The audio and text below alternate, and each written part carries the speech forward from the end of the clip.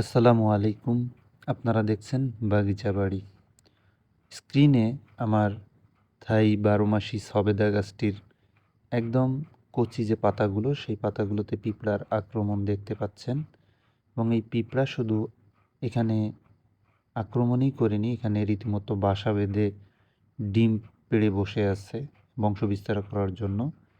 তো আজকে কিভাবে এই পিঁপড়ার হাত থেকে রক্ষা পেতে পারি, এই সম্পর্কিত একটি ভিডিও আপনাদের সামনে তুলে ধরব। আশা করি পাশেই থাকবেন।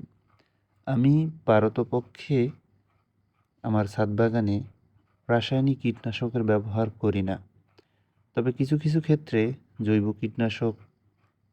কীটনাশকে কাজ নাও হতে পারে। সেক্ষেত্রে আমাদেরকে বাধ্য হয়েই রাসায়নিক কীটনাশক ব্যবহার করতে হয়।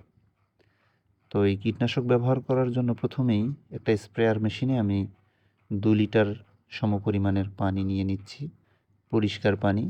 গাছে অবশ্যই স্প্রে করার জন্য পরিষ্কার পানি ব্যবহার করবেন। নোংরা পানি ব্যবহার করলে এতে গাছের ক্ষতি হওয়ার সম্ভাবনা বেশি থাকে। স্ক্রিনে যে কীটনাশকটি আপনারা দেখতে পাচ্ছেন, এটা হচ্ছে অটোক্রাপ কেয়ার লিমিটেডের নাইট্রো। পিঁপড়া দমনে এটি সবচেয়ে কার্যকরী ভূমিকা পালন করে এবং সবচেয়ে প্রসিদ্ধ। তো এটিকে আমি প্রথমেই এই পরিষ্কার যে 2 লিটার পানি নিয়ে নিয়েছি, সেই পানির মধ্যে 2 থেকে 3 ml হারে একে মেশাবো।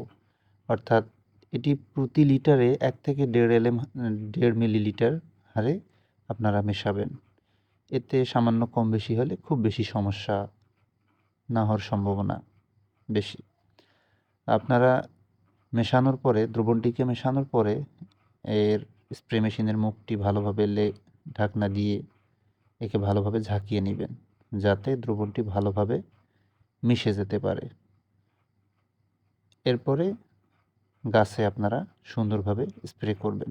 যে যে জায়গাগুলোতে পিঁপড়া বাসা বেঁধেছে বা ডিম দিয়েছে, সেই জায়গাগুলোতে সুন্দরভাবে স্প্রে করবেন। আশা করি পিঁপড়া খুব সহজে এখান থেকে দূর হয়ে যাবে। ধন্যবাদ।